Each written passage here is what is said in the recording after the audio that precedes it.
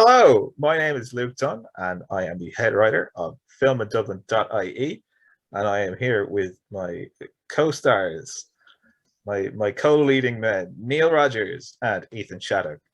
My sister Jess is Hello. not here today because she is sick. So, lads, we're going to talk about films. Uh, and some very all the manliest films. Uh, I'm trying to think what's the manly film? Guy Commando, Ritchie films. Guy Ritchie Commando, films. Yeah, Snatch. yeah. I watched Commando recently. I mean, So yeah. Commando's great. Let's just talk about Commando. What we Let's guys? just talk about Arnie movies. You know, I watched Commando is Predator. so good. Commander is great. Commando is great. Commando is great. Or I didn't we see can it talk. actually. You've never seen Commando? Oh Not in man, my oh, you life, no. have to. Okay. Well, I tell you, I can't react like that because I saw it for the first time this year. Recently. Because I was watching rewatch Predator, and I was like watching a ton of Arnie movies, and then like basically saw it and said, okay, now is the time. Man, it's wild. It's great. What's the name of that Viewers. actor? The Australian guy who plays the baddie. What's his name? Oh, he's very Oh, intense. he's Yeah, super Vernon intense. Wells, is it? Yes, Vernon Wells, exactly. Yeah, Yeah. Vernon Wells is incredible in it. It's the campest, most over the top, intense villain you'll ever see Viewers, in a get action movie. comfortable because we're gonna get Ethan to pull it up and watch it here on screen with us. Ethan, just We'll do keep it the live. volume down very low so we don't get pulled A up. minute by minute reaction. Yeah, hang on. Which is for the thumbnail. There you go. Perfect. Home Alone look. No, you gotta go. A bit of that. Neil, if you want to give us one there, just Like have it. Kevin De Bruyne, How do I do the Commando thing? That's what I need to get paint or something like that. You know. Or to avoid DMC notices, we can talk about some recent films that we have all seen that are in cinemas now, or were in cinemas now at the time that we recorded this. And by the time you're watching this, you'll be thinking, why didn't I go see it when it was in cinemas now? Neil, how about you start us off? What have you been watching recently? So, I'm going to talk about. I saw a few movies this month, but I think I'm going to talk about X because X was the movie I was looking forward to the most not this full year, but one of them, and certainly this month. It is a movie directed by Ty West, starring Mia Goth, uh, Brittany Snow, to name a few. Kid Cudi is in it. He's incredible in it, and some really, really good actors throughout. And it's based in late 1970s in rural Texas, and it is a bunch of young filmmakers who go deep into the wilderness to make a adult film. And they rent a cabin off of a very odd old couple living in the adjacent kind of house at the end of the road in order to do this. And across the 24 hours that they're shooting this film, horrific events happen. And I want to be as vague as that. And I want to be as vague as that to make a point, because I don't want to say too much about this movie, because what happened to me going into this is that I knew too much going into it. I would say don't go watch the trailer, because the trailer absolutely ruins key scary moments, jump scares, key moments for characters. Like there's literally 2 deaths of characters are in the trailer. I think even 3 actually.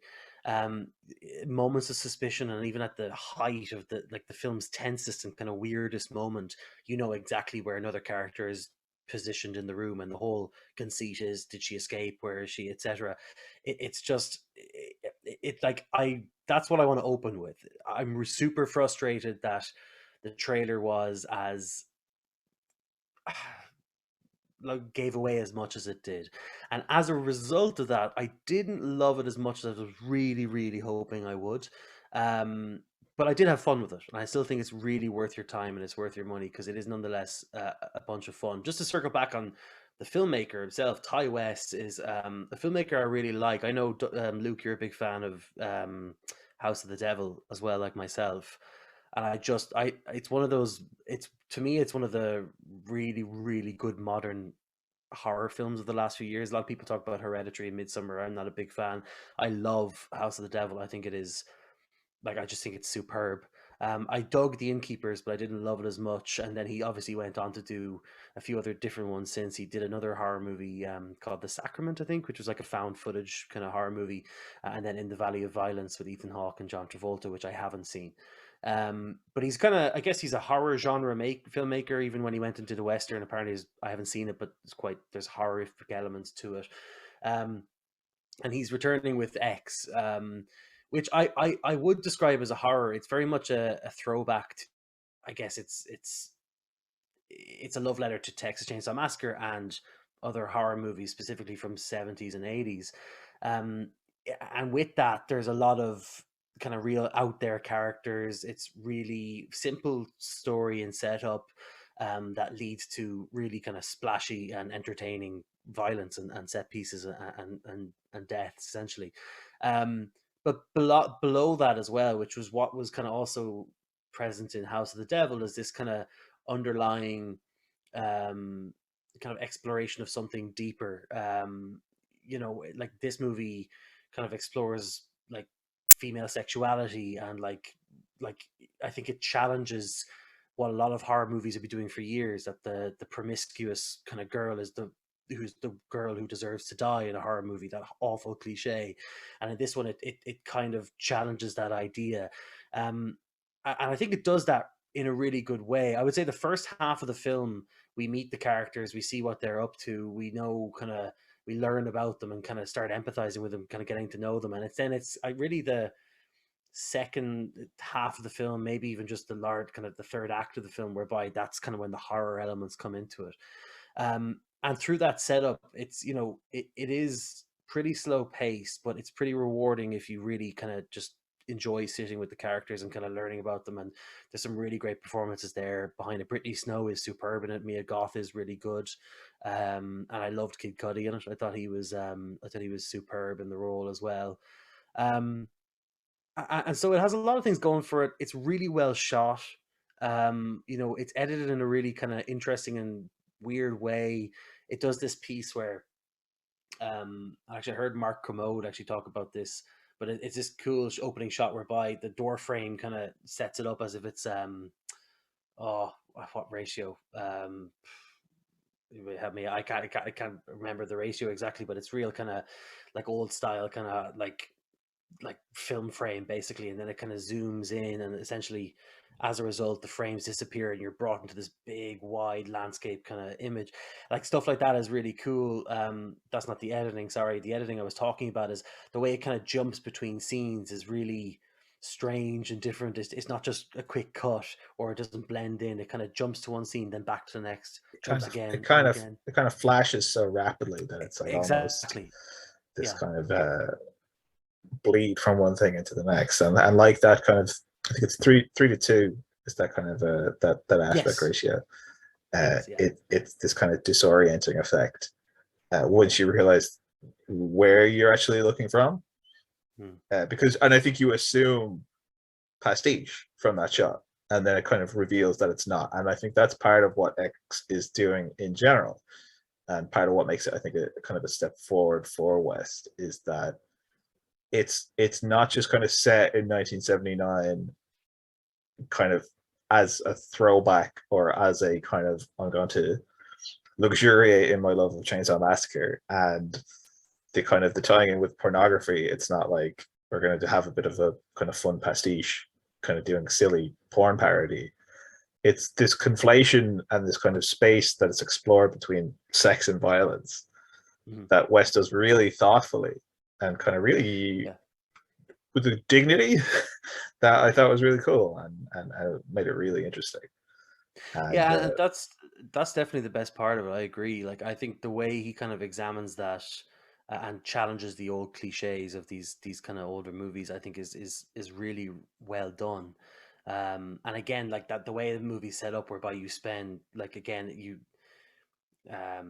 I guess I can't compare it to Texas Chainsaw Massacre, because I guess the irony of that movie being so horrendous is there's actually it's not overly gory actually, it's just the horror of it. But I guess we don't see much gore or violence for such a long period in the movie, and then it suddenly happens, and then when it happens, it's uber violent and splashy. But you do spend time with these characters, and like you see what Wes is trying to do, and I think I think it's really good. I think like the way it's assembled is really, really good, right? The way like the cinematography, the way it's edited, I think is really interesting. Everything about it is quite like it's really engaging and interesting. Where it lost me was like I think it falls down to the trailer. I think it does fall on the trailer. I just saw. I don't know, Luke, if this happened to you or if you saw the trailer beforehand, but for me, it just completely like I knew what was going to happen having seen the trailer, and I finished the movie in my mind by the time the third act started. That's the trailer's curse. But I suppose it's a tricky one because trailers from the 70s and 80s, they're giving you the money shot all the time. Yeah. So it's how do you kind of clue people in that it's in conversation with these movies without also doing that? It's a tricky one. But yes, it does give away a lot. So I'd recommend viewers just go and see the movie. I think if you're ready for if you're pre-warned of that kind of slower pace, then I think you're going to really soak in the atmosphere and you're really going to get a good payoff. What did you make, Néil, of the performance of Mia Goth? Interesting actress.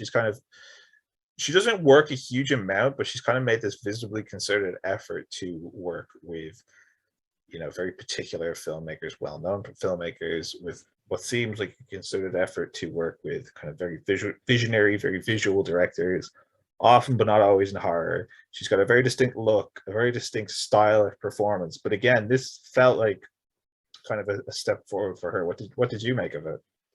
I really liked it. I thought it was I quite like Mia Goth, I have to say, and actually I've seen her in a lot of things. I mean, that's funny enough. She disappears into roles, and I knew Mia Goth before I saw The Survivalist, the Stephen Fingleton movie from a few years ago. But I remember because I watched it years after it was released. But I remember like after watching the movie and looking up the cast and going, "Oh my God, that was Mia Goth." I had no idea, and that's to me a perfect summation of who she is as an actress. I think she disappears into roles. I agree. She chooses like which director she works with, and often kind of picks challenging roles. Equally, though, she's great when she's like the real opposite to a lot of the characters she plays, where she plays this super bubbly character in that fantastic version of Emma that was directed by Autumn de Wilde. That I love that movie, and she is superb in it.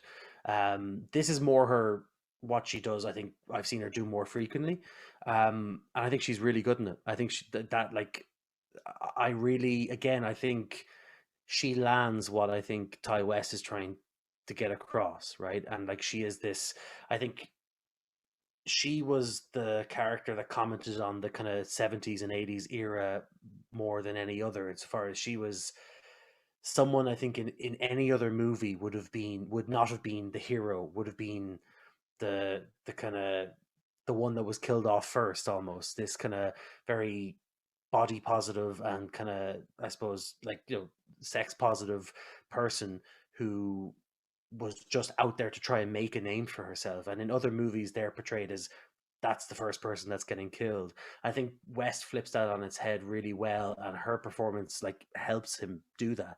So I think she's really good. And again, it's I sound like I'm down on it like a little more than I am. Like to me, if I put a star on it, it's 3 out of 5. I think it's good, and I know I'm going to watch it again when it gets released on VOD or whatever, because I really like the assembly. I like the assembly. I like the performances. Again, that cinematography, the editing, the pacing is super rewarding for people who are willing to stay with it, and I really was willing to stay with it. It's just when that horror element, that kind of gory slasher element comes into it, I just felt like that was less interesting to me than the rest of the story that came before. And I suspect it's because that trailer did a job on me. I also do think West bites off a little bit too more than he can. Bites off a little too much more than he can chew, whatever the terminology is. I don't know how, Luke, I don't want to give it away, but I don't know how you reacted to the pastor thing at the end. The kind of there's I suppose a consistent thread throughout kind of most of the act 1, 2, and 3, and it's this: all our characters are watching this pastor on TV preach the word of the Lord, and I just found that a little on the nose and a little obvious, but at the same time, then at the end when there's some sort of reveal, like I was kind of wondering, like, what does this how does this fully tie back into what was set up at the beginning? So I feel like it bites off a little bit more than it should, but all in all, I did enjoy it. I would recommend people go see it. It's something different. It's a movie that gives a shit about making movies and the art of filmmaking, and that's so rare these days. You should support it. Anyway, sorry, what do you think of that piece? Sorry, I did ask you that question. I forgot to let you answer. It's an interesting one because it's kind of threading together again that conversation, or that kind of balanced look at sex in movies versus violence in movies, and the attitudes to those two things in the 70s and now. I agree, it doesn't quite thread that needle in how it tries to do it with the stuff with the pastor and all that. Yeah.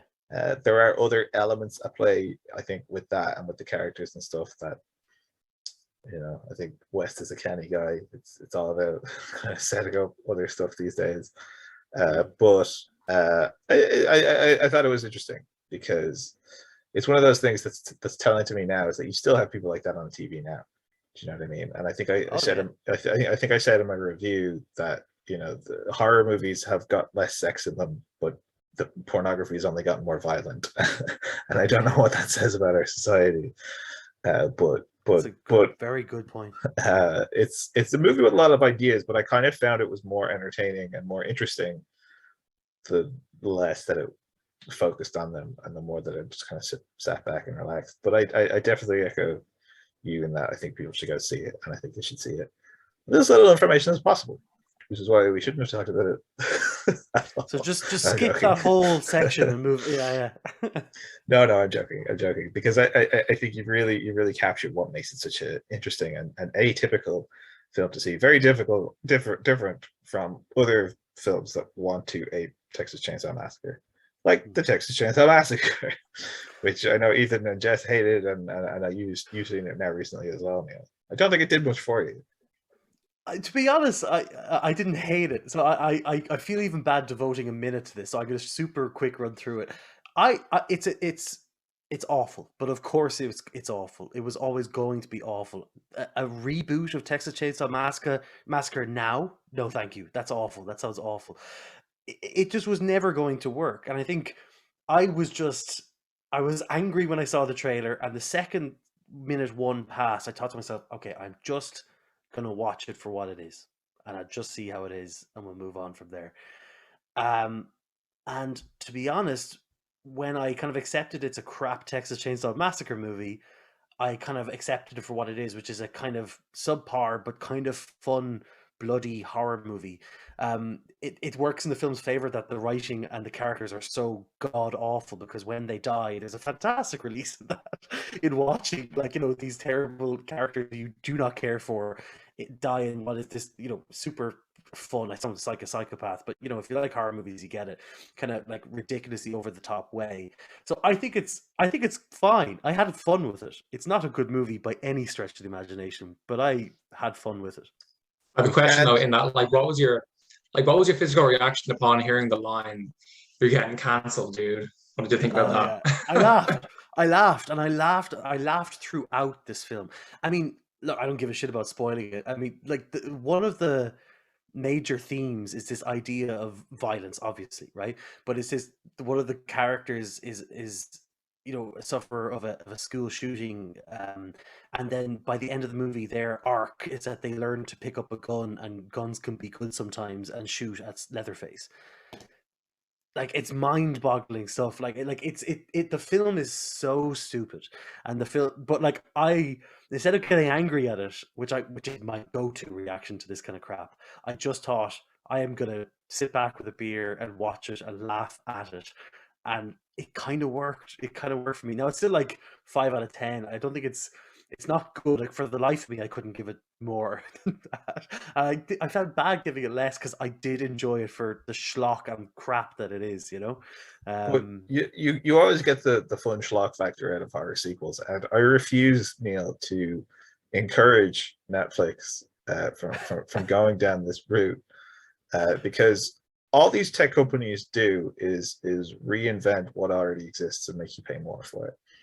And if they get wind of the fact that they can just do cheap horror sequels over and over again for less Yeah. and less money, like they did in the 90s. That it's a slippery slope. Before you know it, they'll be doing the Lion King 4, Timon's Tale or whatever, all this kind of stuff.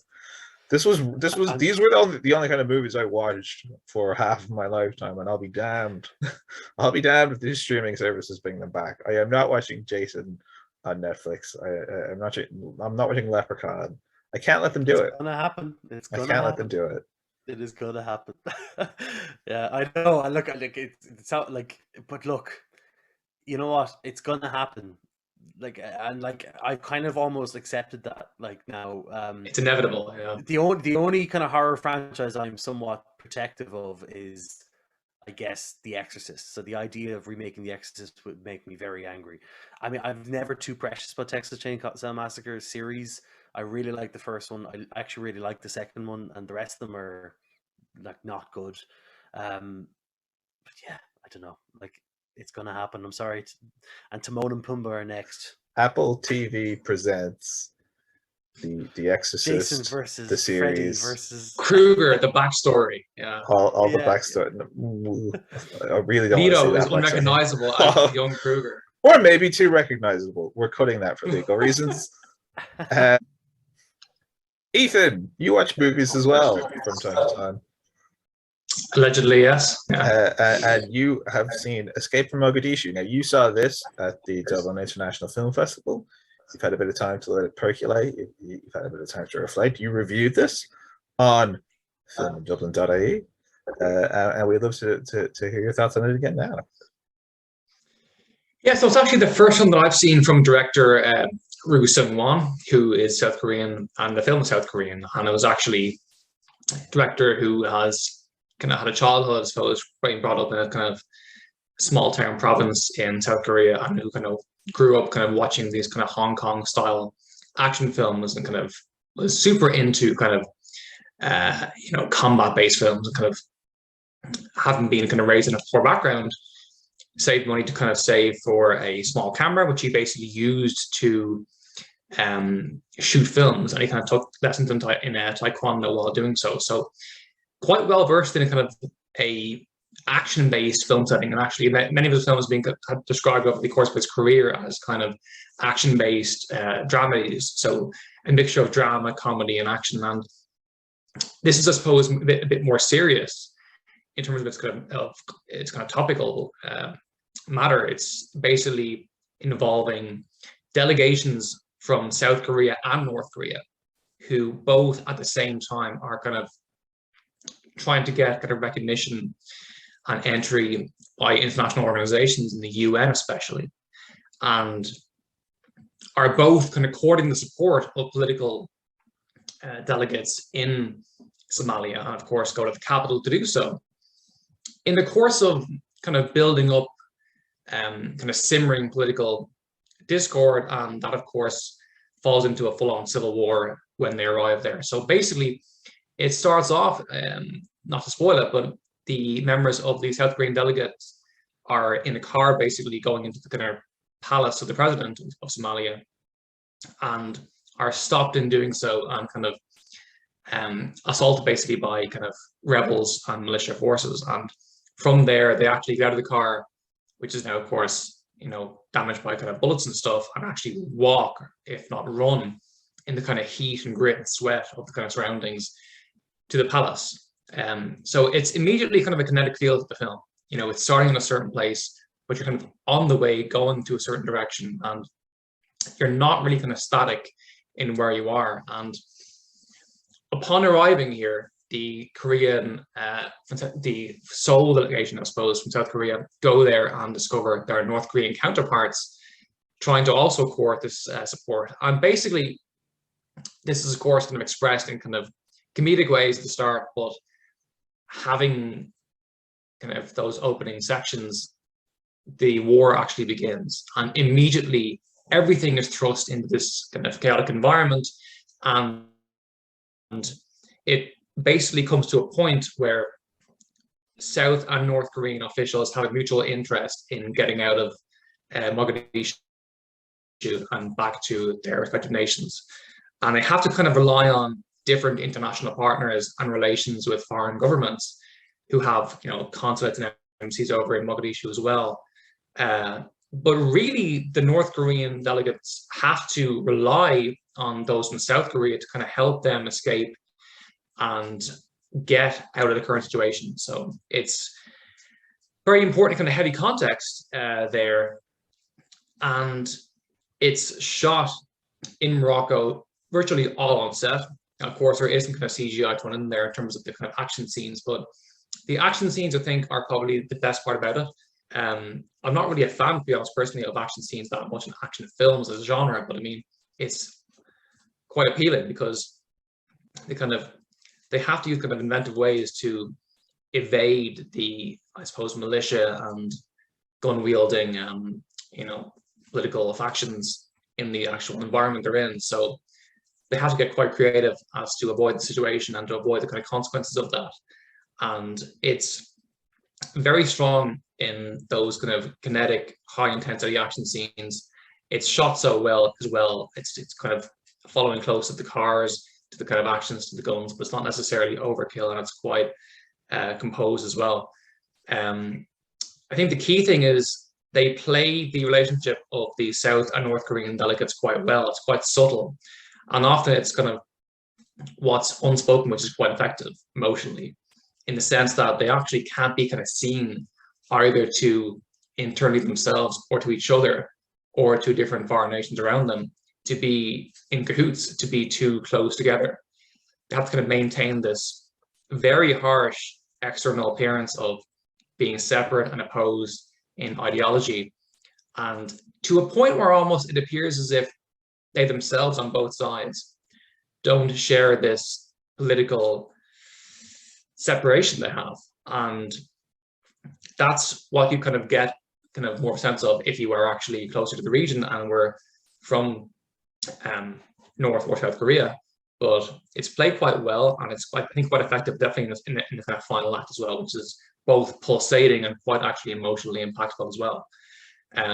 So overall, it's shot really well. I think there's a strong sense of like the actual environment around them. It looks quite kind of sandy, gritty, and heat, and sweaty as well. So it's quite immersive, surprisingly so, and also surprisingly emotionally impactful. And definitely worth the watch. It's at the moment now, I think, not quite out in kind of mainstream services online, but when it comes out, definitely worth a watch because it actually includes and balances, I think, quite well a mixture of this kind of really impressive action, kind of emotional impact, and a kind of refreshing taste of the kind of Somali conflict, because we saw about 20 years ago at this stage Ridley Scott doing a portrayal of this conflict in Black Hawk Down. And I mean, that was, I think, deemed to be, in hindsight, a bit disrespectful and not quite nuanced and sensitive in a certain way. I think this is less immersed in the actual conflict there in Somalia, but it's a kind of, insofar as it is involving itself in that conflict, it's quite respectful and quite nuanced, I think, and quite balanced. Definitely worth the watch if you can, I think. I was going to ask you. Oh, sorry, Luke. No, you go ahead, Néil. No, I was going to ask you how you felt about that, because I saw it as well, and I think it's a ballsy move to explore what happened there through the prism of an action like movie, which is, and it's not just an action movie. Funny enough, we're talking about Commando. It isn't Commando, and there's real depth to it, and there's real dramatic moments in it. But I actually think it kind of manages. It does one thing super well, and it doesn't really address the conflict that goes on in Mogadishu. It's very much this story about these people, and they're thrown into this context of what is slowly becoming a war zone for whatever reasons that are going on. And I think the movie does something well, which is it doesn't feel like it needs to fully address it. It kind of is just telling this isolated story, and to do that while telling the story as an action movie, which is essentially, what it is, action drama, whatever, I think is really impressive.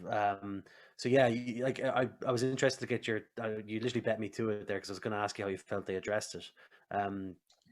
Yeah, because I was quite consciously kind of in some ways I was kind of primed to be expecting that. I was kind of primed to be seeing, will they have a certain scene or line that just is inappropriate in not, you know, it's actually a real context here. It's not just kind of some kind of fictional context. It actually is genuine. And, you know, in the past, this has been handled, I think, quite kind of, you know, probably poorly, arguably. But I mean, my thought was the same in the sense that the crucial thing is that, and more so as it goes on, it's not really about the conflict there. It's more of a kind of setting there. And because there is kind of elements of truth to the actual story itself, that makes somewhat sense. But if it involved itself in the kind of politics locally more so, that I think might have killed the actual impact of the whole film, because it might have just kind of trivialized this major conflict happening. But I think it just kind of, it maintained, I think, in a kind of conscious way, this distance and separation of, yes, of course, this is quite a tragic and a real life context, but ultimately it's quite a kind of insular story. And in a sense that you couldn't really have a kind of meeting of delegates without kind of placing it in a third country, apart from kind of the kind of DMZ kind of cross line of North and South Korea. So it's quite hard to do that unless you kind of focus on defectors, for example. But I mean, given that that was the kind of context that they put it in, they did not delve too far into it, which I think, insofar as that was the case, that was quite a smart move. You know, personally, I think. It's interesting though, because I suppose it's one conflict suggests another, because you're using Mogadishu and you're using that location to say something about characters who are North and South Korean. And it's about implication, and you mentioned this kind of, it's like significant glances and kind of these points of recognition between these two groups. That tells, you know, it's a South Korean film at the end of the day, and it's telling a Korean story, which is an interesting approach. I do wonder how it would be received by Somali people, and I don't know, even considering everything that you said, to what extent the Somali characters in it are foregrounded or given much focus. I mean, again, considering that it's a Korean story, it is interesting. And again, to use the action genre to do that, it's kind of these layers of separation that, through the separation, kind of snap something actually into a clearer focus away from Mogadishu. You have to escape from Mogadishu to get that. You know, I think also you kind of have to be Korean to kind of understand, I suppose, on the one hand, how that conflict is so personal with the North and South divide, but also I think more broadly, is that a common kind of trend that you think is more evidence in Korean cinema in general? Because, you know, in the West, at least, so many films in these kind of areas, they might happen to kind of have this kind of intimate story in the context of a kind of broader kind of conflict. But it's usually under the kind of tone of, look at these bad people, you know, they're all fighting here. How do we, the white family, get out and get away in the plane? And even like things like The Impossible a few years ago, you know, I think embodied that quite a lot. And things like, I think Owen Wilson was in a film called No Escape, based in Cambodia. Like, a lot of these things focus on the kind of immediate attempt to escape from the chaos, while really kind of either avoiding the context or kind of trivializing it too much in a kind of poor taste. But I mean, I think this kind of intimate story wasn't some family escaping. It actually was a much broader and much more delicate situation internally as well. So I think it was a very, as you said, Néil, kind of brave, ballsy move to do so. But insofar as it was ballsy, I think it did toe a line, in, I think, an overall, you know, par or safe way, I think. Yeah, no, I think the end result does, like, I mean, you know, I'm someone who personally, I don't know too much about that conflict, and I also don't know, I would say, enough about the North and South Korean divide, right? And so I felt like maybe it was, I felt comfortable with that being the case. I felt comfortable seeing this movie as, okay, they're telling it this story in isolation. But I do think that is what the film is trying to do. I picked up on that, I think, early on, whereby they establish the context of the situation that's going on, and it's a few throwaway lines, and then it's okay. They're the North Koreans. Oh, they're the South Koreans. We get both kind of sides of we get both perspectives from each group.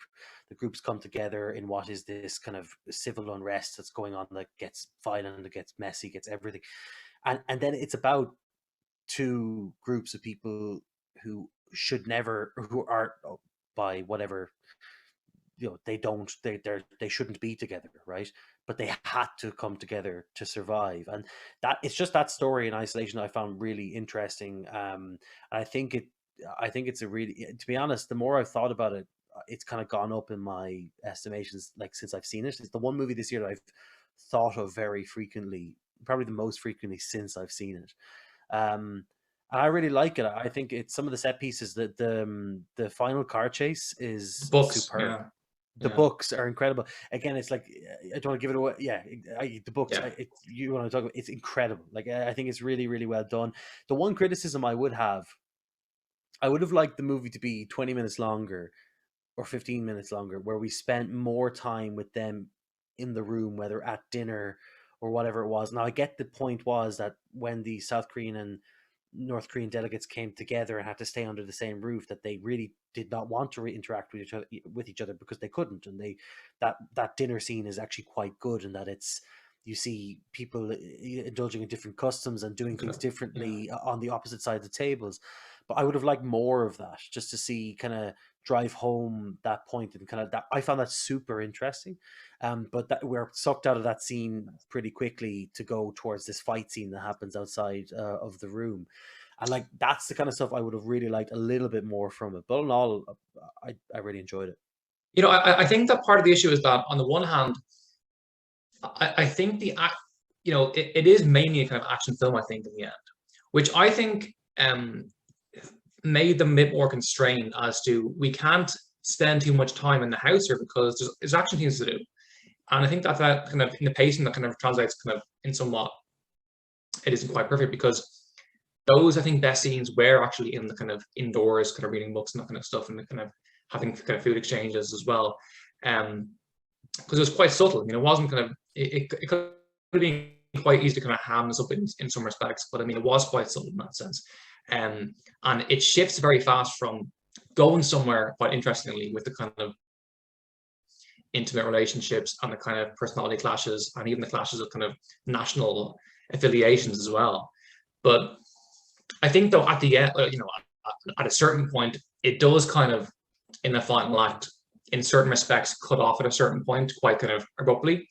But I think that part of that kind of works well, because the kind of context of them having a relationship here is, it actually goes somewhere, out of nowhere.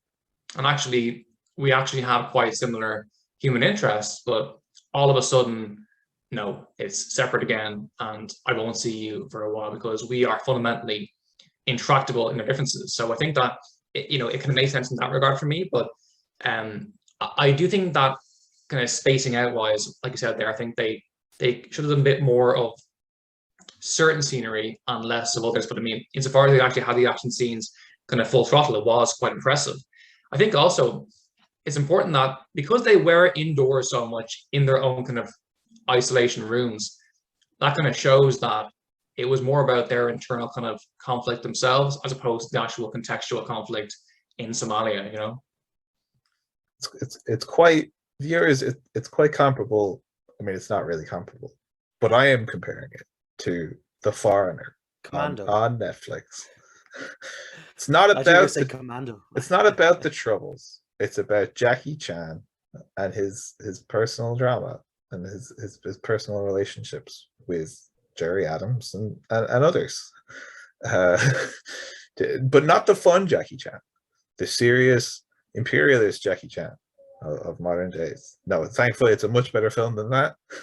And you can read Ethan's thoughts on it in his full review, as you can see behind me, our site, Film to Dublin, or filmindublin.ie. I think, Ethan, you have it reviewed there as well. I do indeed, yeah. Sorry. I amused myself. That was great. That was great. Yeah. Very Great. good. I'm gonna get Jerry Adams' people on the phone to me now. You know, that's a strange film that was. Endorsement. I haven't seen it. The Foreigner. And you make me not want to see it. Yeah, I've not Interesting. seen it. You have to see it just to see Pierce Brosnan's performance as 100% not Jerry Adams. 100%. Yeah, no, I've seen bits of it on YouTube. I can't believe it's not Jerry Adams. It's. I mean, but okay. Brosnan. One day, I'm going to do a deep dive on Brosnan. He's just such a fascinating actor to me. I could watch the clip of him on the RTE archive complaining about Remington Steele. I could watch that every day. he's shooting in Ireland, and he's like, "Yeah, I have to do another season of this bullshit." Remington Steele could have been James Bond, but I'll do this. But it's not proper, is it? It's not real. It's not real acting. Have you ever seen a film called Dante's Peak? Oh, great movie. Yeah, great movie. Action 90s. Yeah. Pierce Brosnan was in a movie that just came out this year that was shot about 8 years ago.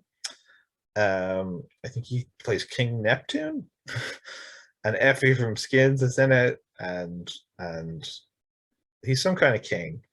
And it was shot years and years ago, and it just went nowhere. And I really would love to track it down. I mean, Brosnan, he fascinates me. My friend Shane, he lives in Vienna, and Brosnan is like, he's the face of Spar in Austria. Yes. He's Mr. Spar. My brother lives in Vienna. Yes. Yeah, I went to visit my brother, and who lives in Vienna as well. And when you come out of Vienna airport, you just see this massive billboard with Pierce Brosnan's face on it. It's incredible.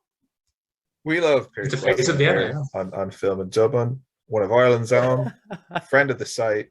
Pierce, come on for an interview sometime, and we'll talk about when you played King Neptune and how you hate Remington Steele.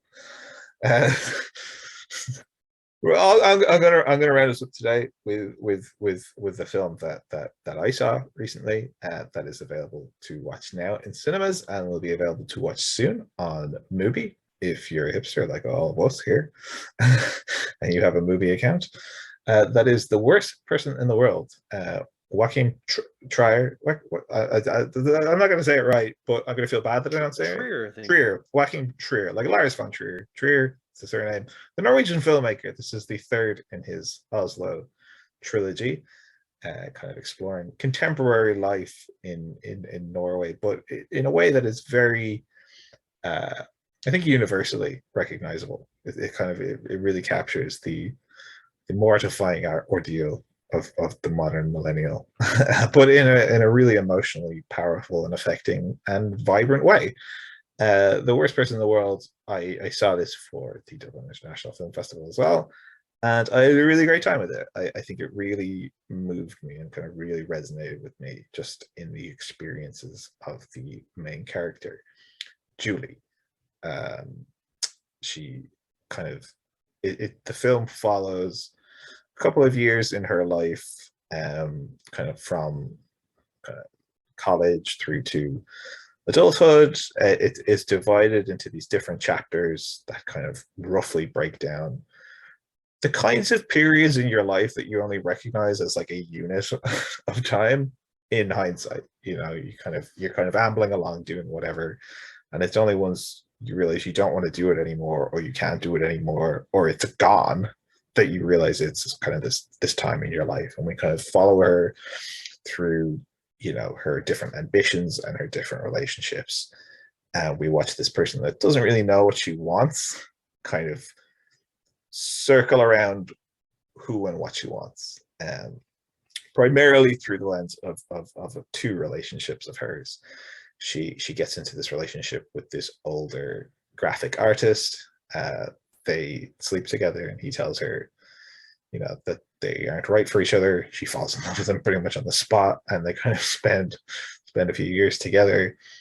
And then subsequently, she kind of is getting dissatisfied in that relationship. We see the problems that they're having, and she finds herself kind of magnetically drawn to another man that she meets kind of by happenstance, who's kind of a more easygoing, freewheeling figure who's kind of closer to her in age. And it's not really about the relationships. I've seen this film described as kind of a love triangle or a kind of a romantic comedy. And certainly romance is a very big part of it, but it's really much more grounded in Julie herself.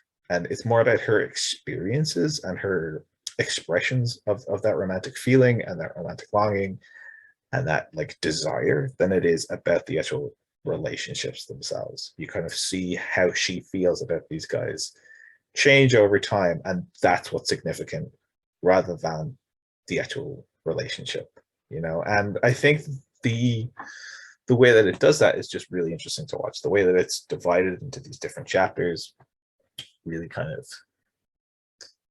you really get a sense of what each chapter is about, again, just after it's left your vision, really. And the three central performances are just so grounded and really engrossing and very recognizable in ways that I really enjoyed. And in terms of the filmmaking, like it's not that kind of coming of age story style. It's kind of more mature than that. I suppose befitting the kind of the third in a trilogy exploring similar subject matter. It kind of has these indurific moments of, you know, using drugs, or these kind of moments of high fantasy, but they're used in a very measured way, and in a way that, again, speaks to the emotion rather than showing off what the director can do. I had a great time with it. I'm dying to see this one, and I regret that I wasn't able to see it at the day. To ask the awful question, was it snubbed at this year's Oscars?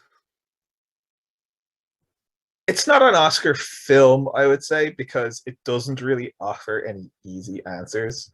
It kind of throws up these very difficult questions about, like, it touches on a lot of. Am I still there? Yeah, you froze for a second, but it came back Yeah, again. you're here now. Yeah, maybe if you just go from answering the question at the beginning, it'll plug in. You literally cut out for like 2-3 seconds. Okay, cool. Yeah, it's not really an Oscar film in that it doesn't really offer any kind of easy answers or anything that you can kind of neatly package into a montage. It touches on a lot of different areas, like kind of the like environmental anxieties that we all have now. The idea of, is it ethical to have children, or do we want to have children? The way that the world is now. Things like the Me Too movement is touched on. Things like ethics in arts, and you know, all sorts of different things. And it touches on them and explores them honestly, but that honesty involves the fact that it doesn't really land on any answers, and it's kind of more reflecting back at the viewer. You know, kind of, where are you going with this? How does Julie feel when she sees a man that she thinks she knows so intimately become defensive and misogynist on a talk show? How do you feel then, as an extension of your experiences, of Julie's experiences? When Julie talks about feeling like the worst person in the world in relation to where she finds herself in these romantic entanglements, how much are you empathizing with the position that she's in any given moment? How much is the filmmaking with that kind of that now, even before you see that iconic shot of her running through the streets of Oslo, how does that inform your perception of her behavior? And does it have to? Does it matter? And again, with an understanding that these are moments in time of a young person's life, how much do you come down on one side or the other? See, these are really, to me, interesting questions. And it's not an overly intellectualized film. It's more emotive than that. And all of that, to me, says, great movie, not awards. And I think it's got Which some means great. it's probably way better than every other movie nominated for that. Well, with great performances as well, and again, I think with, if you bear with me 1 second, the actress's name.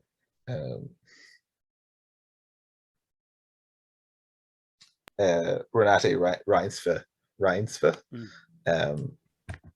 Part of what makes her performance so great is that it's not easily packaged into, oh, you're meant to fall in love with this person, or oh, she's terrible. Like, she's not terrible at all. I think everything that she does is very understandable from a human point of view, but it's not this kind of broadly.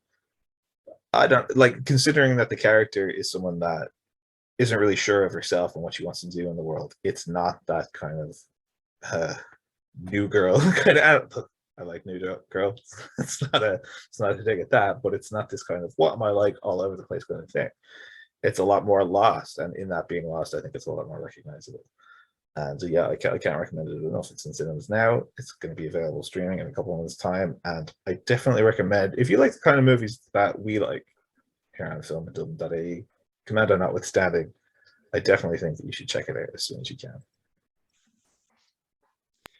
I think it's so common as well to kind of see, I kind of find it personally kind of difficult to actually get a reflection of things you can relate to. I think many cases when you have kind of backstories and kind of Hollywood kind of films, it's often to do with someone who kind of went from, I guess, traditionally kind of rags to riches, or it's trying to be kind of inspirational and it's trying to kind of have a clear-cut, polished lesson. But I mean, it's actually quite appealing to have a kind of film that doesn't necessarily engage in that, and that kind of makes you kind of participate in that and kind of not necessarily give you a kind of clean-cut answer sometimes. That definitely makes a lot of sense to me, because I think especially in the kind of current millennial existence, so people are in their kind of 20s and stuff, things aren't necessarily kind of foreseeable. The future isn't that clear, I suppose. So it's definitely interesting to kind of see how that kind of manifests as a kind of story on the screen. Also, how was, I think it's Anders Danielson Lee, who was also, I think he played Anders Breivik in the 22 July, the Paul Greengrass film. How was he in this, Great, yeah. And again, I think he's got this kind of spikiness to his character that is recognizable, but without being overly condemnatory. That character is really given a lot of room for you to understand who he is. You dislike the parts of it that you would naturally dislike, but not in a way that comes down on him and says, this is the measure of who you are. And I think it does that with all the characters in a really great way. And to your point, Ethan, about the kind of bouncing around as a millennial in the gig economy, all that kind of stuff. The kind of early going in this film, where you see Julie kind of taking one college course and then dropping out, and then she goes into this, and then she gets into that, and at each stage she's like, this is my thing now. This is the thing that defines me.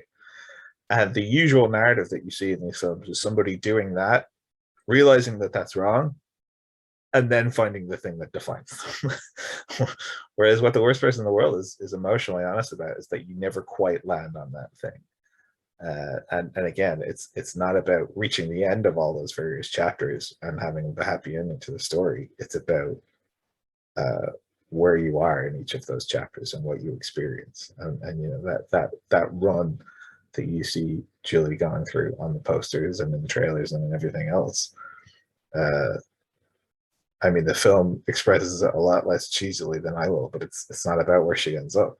It's about the fact that she's running it all. It's about that feeling of wanting to run somewhere, and it's an emotional and it's a very exciting film on that basis. And yeah, definitely go check it out. Yeah, it's definitely kind of definitely worth watching. I want to kind of make an effort to kind of see it actually in person, because it's out, I think, in a few cinemas in Dublin at the moment, not necessarily where I am, but I can't wait for it, definitely at a personal level. And that's another one that you can read our review on. I did that one on filmanddublin.ie. So for the sake of the hashtag brand, if you enjoyed any of the films that we talked about here, they're all available for review on filmanddublin.ie. Check that out. And if you enjoyed this video and our discussion, give this video a like, give it a comment. These are all the things that people do on YouTube, don't they? Give us a subscribe. Give us your money. You can post that out to me. Just send me a DM. I'll send you my address. Or if you like Neil's bit better, Neil spoke very well. Just give me a DM and I will send the money to Neil. No, don't trust him. No. Yeah, I trust that. Yeah. No, I you can trust me. I'm a face you can trust. You can't see my background, but you can see my face, and it's an honest. You're a very safe Yeah, a very safe natural conduit for Ethan, our don't tell my sister that I was trying to solicit money from our viewers, from our readers. What happens on boys' night stays on boys' night. Okay, that was the deal. Thank you very much, everybody. Well, I think it'd be fair for people to pay us the second we talk about Commando. We'll do a video about Commando and then send us your money. The 3-hour retrospective. Oh, watch it live, instant reaction. Yeah. This is the journey that we go on as a YouTube channel, where we start with this and we think, oh, we talked for way too long, 20 minutes, and then in a year's time it'll be a 4-hour retrospective on Commando, and we'll be all the better for it. The Patreon money will be rolling in at that time, and I, for one, can't wait. Thank you so much for viewing, everybody, and we'll see you again very soon.